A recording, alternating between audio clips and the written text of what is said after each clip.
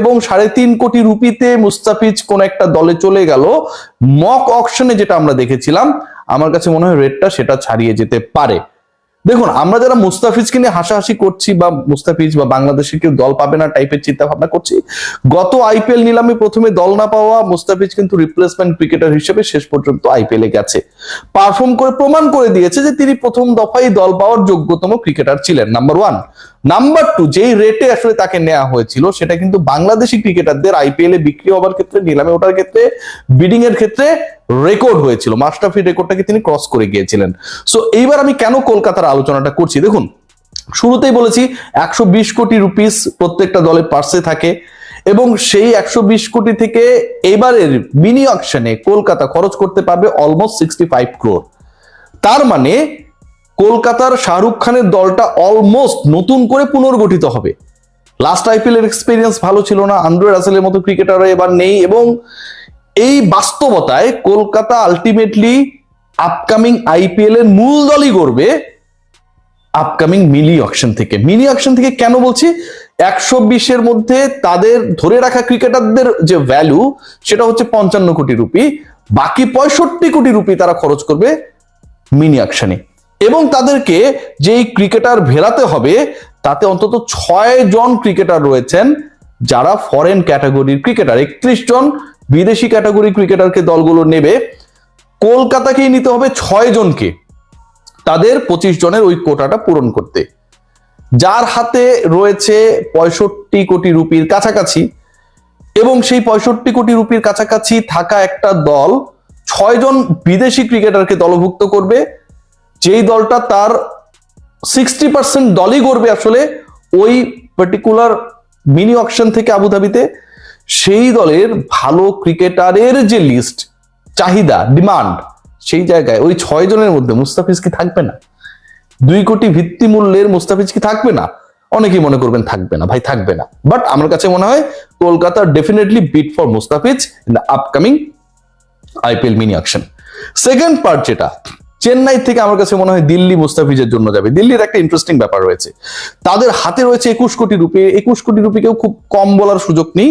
কেন বলছি যে কম বলার সুযোগ নেই? এবং তারা টোটাল 5 জন ক্রিকেটার বিদেশি ক্যাটাগরিতে দলভুক্ত করবে, টোটাল 8 জন অল ওভার, লোকাল 3 জন, 5 জন হচ্ছেন ফরেনার। সো এই 8 জন ক্রিকেটারের পেছনে তারা 21 কোটি রুপি খরচ করবে। এই জায়গাটায় দিল্লি কেন আসলে মুস্তাফিজের পেছনে দৌড়াবে? কয়েকটা কারণ রয়েছে, খেয়াল করে দেখুন। সবশেষ যে খেলাটা হয়েছিল আইপিএল, যেখানটা রিপ্লেসমেন্ট ক্রিকেটার হিসেবে মুস্তাফিজ খেলেছিলেন, দিল্লির হয়ে খেলেছিলেন, 3 ম্যাচে 4 উইকেট নিয়েছিলেন, এবং একটা সময় এমন সিচুয়েশন হয়েছিল যে মুস্তাফিজ অনেকটা রিল্যান্ডলেস সিচুয়েশনে ছিলেন, তাকে যেভাবে ওই পার্টিকুলার একটা বিদেশি সফর শেষে দেশে এসে অ্যান্ড দেন দ্রুততার সাথে আইপিএল এ জয়েন করতে হয়েছিল, সেটা ভাই একটা হাড়ির মধ্যে তিনি ছিলেন।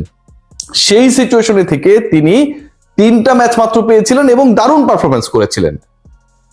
3 ম্যাচের মধ্যে 2টাতে সবচেয়ে ইকোনমিক্যাল ছিলেন, একটাতে হাইয়েস্ট উইকেট টেকার ছিলেন, যেটাতে উইকেট পাননি সেটাতে মোস্ট উইকেট ইকোনমিক্যাল।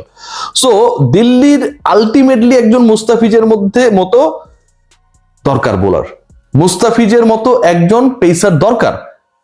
গতবার রিপ্লেসমেন্ট ক্রিকেটার হিসেবে দিল্লি মুস্তাফিজকে খেলিয়েছে, তারপরে তো দিল্লি অন্য কাউকে রিপ্লেস করে নাই, কারণ আইপিএলই শেষ হয়ে গেছে। ওই রিপ্লেসমেন্টের সুযোগটা আসছে হচ্ছে 16 ডিসেম্বর। যেই রিপ্লেসমেন্টে মুস্তাফিজকে খেলানো হয়েছিল, মুস্তাফিজ চলে আসার পর বা আইপিএল ওই আসরটা শেষ হওয়ার পরে ওই ঘাটতি তো এখনো দিল্লি রয়ে গেছে। দিল্লি কি চাইবে না যে এরকম একজন ক্রিকেটার যাকে রিপ্লেসমেন্ট হিসেবে খেলালাম, মেইন অকশন থেকে আমি তাকে নেই নাই এবং সেখানটা সে পারফর্ম করে দেখাই দিল, সেই ক্রিকেটারকে আমি ওখান থেকে নেব না? 2 কোটি ভিত্তি মূল্যের মুস্তাফিজের পেছনে দিল্লিও বিট করবে নো ডাউট, কারণ তাদের বিদেশি 5 জন নেওয়া লাগবে, টোটাল 8 জন, এবং 21 কোটি রুপি তাদের পার্সে রয়েছে। চেন্নাই সুপার কিংস এর অবস্থাটা কি? তারাও একটা কমফোর্ট জোনে রয়েছে লাইক কলকাতা নাইট রাইডার্স, এবং তাদের যে আরো কমফোর্ট জোনে থাকার একটা বড় কারণ হচ্ছে যে চেন্নাইয়ের টোটাল বিদেশি ক্যাটাগরির ক্রিকেটার দরকার 4 জন, আবার রয়েছে 44 কোটি রুপি। খেয়াল করে দেখুন, কলকাতার 6 জন ক্রিকেটার দরকার, বিদেশি ক্যাটাগরিতে টোটাল 13 জন ক্রিকেটার দরকার, তাদের স্কোয়াডের অর্ধেকেরও বেশি ক্রিকেটার তাদেরকে অকশন থেকে নিতে হবে। কিন্তু সেই বাস্তবতায় কলকাতার জন্য কিছুটা হলো টাফ হয়ে গেল সিচুয়েশন, একই টাফেস্ট সিচুয়েশন কিন্তু চেন্নাইয়ের জন্য না। তাদের দরকারই হচ্ছে 4 জন বিদেশি ক্যাটাগরি ক্রিকেটার, এবং এই 4 জনের জন্য প্লাস কিছু লোকালের জন্য তাদের পার্সে রয়েছে 44 কোটি রুপি। সো আপনি যখন এরকম একটা কমফোর্ট জোনে থাকবেন, আপনি ডেফিনেটলি প্রিভিয়াসলি আপনার দলের জন্য পারফর্ম করেছিল এরকম কেউ, প্রিভিয়াস এডিশনে ভালো করেছিল এরকম কেউ, থ্রু আউট দ্য ইয়ার ভালো করেছে এরকম কেউ, অ্যান্ড ইম্পর্টেন্ট পার্ট যেটা মুস্তাফিজকে পিক হবার ক্ষেত্রে বড় রোল প্লে করবে, চলমান আইএল টি20তে আসলে কোন ছন্দে রয়েছেন তিনি সেটা। এবং সেখানটায় তিনি দুবাই ক্যাপিটালসের হয়ে যে পারফরমেন্স করছেন, যেভাবে খেলছেন, যেভাবে ইকোনমিক্যাল থাকছেন, তাতে আমার কাছে মনে হয় মুস্তাফিজের পিক হওয়ানে কোনো ধরনের সংশয় নেই। এবং মক অকশনে মুস্তাফিজ যে 3.5 কোটি রুপিতে বিক্রি হয়েছে, মাই প্রজেকশন ও প্রেডিকশন যেটাই বলি না কেন, তাতে মুস্তাফিজের প্রাইসটা আরো হাই হলে অবাক হওয়ার কিছু থাকবে না।